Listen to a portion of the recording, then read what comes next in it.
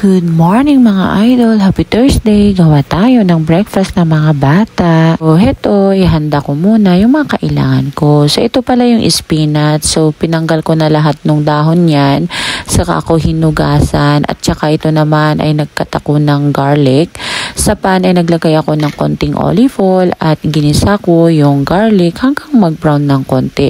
Saka ko naman ilagay yung spinach at niluto ko lang yan ng saglit. So, same na kawali. Doon ko rin niluto yung dalawang itlog. So, itinabi ko muna yung spinach para may paglagyan ako ng dalawang itlog. So, naglagay ako ng mga herbs. Kasi herbs ang mga alternate ko na pampalasa. Tsaka naglagay ako ng konting asin. So, ito naman habang inintay ko na maluto yung itlog, ay nagkat ako ng mga side dish nila. So, ito nagkat ako ng tig-isa silang fresh tomato.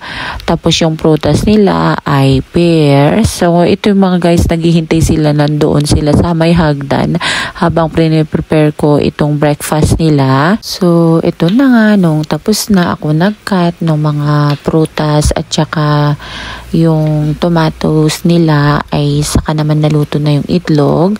So, ito ilalagay ko na sa plate nila. So, tig-isa sila dyan at saka hati din sila sa spinach. At dito pala mga idol ay naglagay din ako ng toppings na cheese sa itlog. So, ito na yung breakfast nila.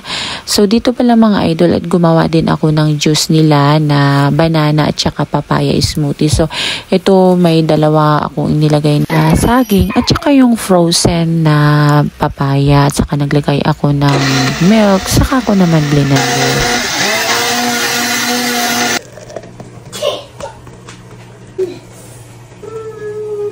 Ito na nga mga idol, ready na ang kanilang simpleng breakfast.